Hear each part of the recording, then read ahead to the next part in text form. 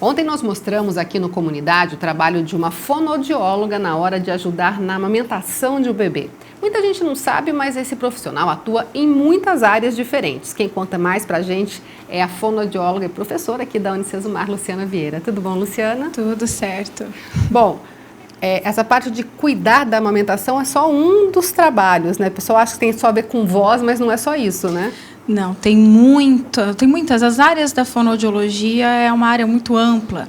As pessoas elas acham às vezes que falar de fonoaudiologia é pensar em quem é gago ou quem não consegue falar alguma palavra direito, que o pessoal fala como se fosse o cebolinha, mas as áreas são muitas dentro da fonoaudiologia, e uma delas é dentro do hospital, que é toda essa parte de amamentação, mas também dentro de clínicas, empresas, então é vasto o campo de atuação do fonoaudiólogo. Inclusive as pessoas que têm AVC e às vezes têm comprometimento de fala, tem um trabalho de fono em cima disso também, né? Isso, a gente fala o famoso AVC ou derrame, algumas pessoas, dependendo da localização desse derrame, acontece um problema na fala, então as pessoas elas não conseguem se comunicar. Não é que perderam a voz, mas sim é a questão cérebro-neurológica, que não tem mais o mesmo caminho devido a esse derrame, e por isso há todo um tratamento, uma terapia fonoaudiológica para que todo esse raciocínio da comunicação, da linguagem, que nós chamamos na fonoaudiologia, ela tem um outro caminho, né? Comece a fazer um outro caminho para que consiga comunicar, né? Falar com a família, né? Conseguir expressar todos os seus desejos, suas vontades, porque às vezes eles não conseguem mais nenhum tipo de comunicação, porque às vezes até a parte motora também está comprometida.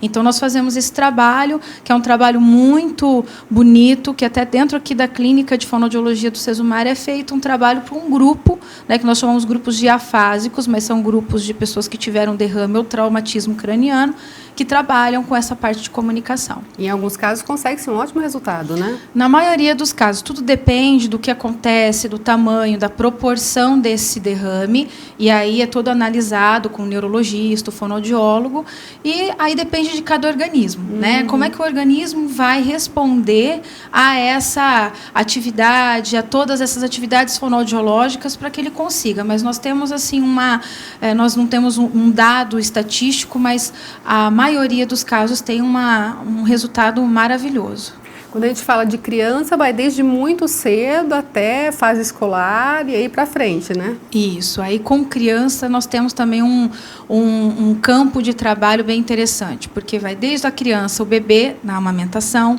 aquela criança que não consegue desenvolver a fala, é um trabalho de linguagem, de desenvolvimento dessa linguagem. Nós temos aí para a fase escolar, que são crianças que têm dificuldade para leitura, dificuldade de escrita, que as pessoas conhecem como dislexia. E também a questão da fala. Então, tem crianças que não conseguem falar determinados sons e que aí o fonoaudiólogo também trabalha. E, a partir daí, também tem a questão de deficiente auditivo, que são as pessoas que precisam usar aparelho para daí conseguir desenvolver essa linguagem. Então, aí a gagueira. E aí nós temos algumas outras áreas também que podem ser trabalhadas, tanto com criança e também adolescente e adulto, dependendo de qual for o problema, né, o diagnóstico ou a questão patológica fonoaudiológica. Uma situação interessante quando se trata em fala, em comunicação, é que, assim, independente da idade, tendo todo esse processo, todo esse trabalho, claro, dependendo aí da pessoa e do que aconteceu, mas consegue-se reverter a situação, né? Tudo a gente consegue perceber que com a terapia, o desenvolvimento lógico, a pessoa ela tem que ser comprometida com essa terapia, precisa dessa família, né, para que essa família ajude esse trabalho, porque ele vem no fonoaudiólogo uma vez por semana, ou de repente 2 vezes por semana, e tem que continuar em casa. Então, tendo essa ajuda dos pais e esse comprometimento do paciente, a gente consegue ter resultados muito bons na fonoaudiologia. Óbvio que existem casos que são casos muito mais comprometidos e que aí o resultado existe um limite, mas a maioria dos casos a gente consegue ter um resultado muito bom, sim. O pessoal de fono está sempre trabalhando junto com outros profissionais, ou tem indicação de outros profissionais? Como é que funciona mais ou menos? Os profissionais que nós temos esse contato direto são neurologistas, né? Nós temos otorrinolaringologistas, pediatras, a questão do ortodontista, porque a gente trabalha quem precisa colocar aparelho, fazer toda uma readaptação de língua, mastigação, a própria respiração. Então, é um trabalho bem interdisciplinar. Então, nós temos esse contato e tem que ter esse contato. O profissional, o fonoaudiólogo, ele precisa ter esse contato com esses profissionais, porque eu preciso saber dessa história, eu preciso mostrar para esse médico, para esse outro profissional, o que o fonoaudiólogo está fazendo, para que ele também ajude em todo o processo terapêutico. Então, a gente tem um vasto campo também de profissionais que podem ajudar dentro da fonoaudiologia, junto com a fonoaudiologia.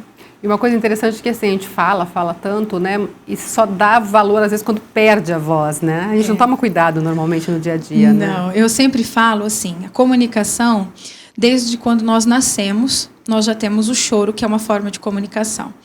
E durante todo o tempo nós falamos, desde o momento que nós acordamos, quando damos bom dia, até o final, na noite, quando damos boa noite.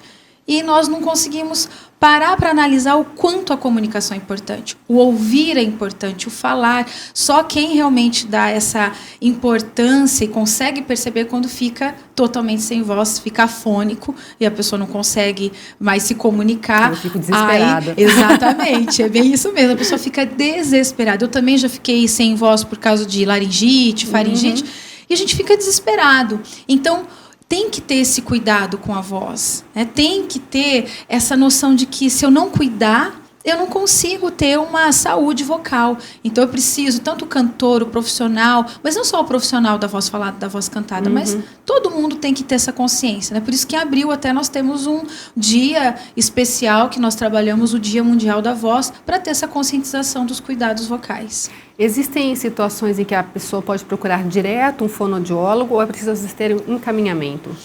O fonoaudiólogo, ele pode ser procurado diretamente, né? Então, eu posso ir primeiro para o fonoaudiólogo, mas eu também posso primeiro ir para o otorrinolaringologista. Ele vai fazer o exame, se for necessário, e vai fazer o encaminhamento. Mas nós recebemos tanto pessoas que vêm direto para o fono, quanto encaminhados por outros profissionais. Então, indo direto para o fonoaudiólogo, dependendo do caso, a gente vai pedir esse exame, para que a gente veja como estão as pregas vocais, e aí eu conseguir saber se precisa ou não desse tratamento. E assim como é também com o neurologista, com o ortodontista. Então, às vezes, vem direto para o fonoaudiólogo, mas provavelmente eu vou precisar dessa visão e desse diagnóstico do outro profissional também. Normalmente, em que casos vai direto para o fonoaudiólogo? Gagueira? Às vezes a gagueira, a fala, né, trocar uma letra por outra. A voz, às vezes, vem direto, na maioria das vezes, vem direto para o fonoaudiólogo. Mas os casos mais relacionados, por exemplo, como nós falamos do derrame, né, o caso, por exemplo, de uma pessoa que não consegue ouvir direito, esses casos, na maioria das vezes, vão primeiro para o profissional para depois vir para o fonoaudiólogo. Porque, às vezes, as pessoas nem sabem, né? Da onde vem aquilo, Da onde vem, o que está acontecendo. E a medicina acaba sendo mesmo um ponto onde essa pessoa acaba procurando primeiro aquele profissional da medicina para daí ir para outras especialidades, para outros profissionais, como fisioterapeuta, fonoaudiólogo, psicólogo. Mas na fonoaudiologia, a questão da fala é o que vem primeiro. Eu vou direto para o fonoaudiólogo para daí depois pensar se houver necessidade no outro profissional. O pessoal começa a dar mais valor para a voz, né? Começa, com certeza. Então tá joia. Obrigada, viu, Luciana? Obrigada pelo convite.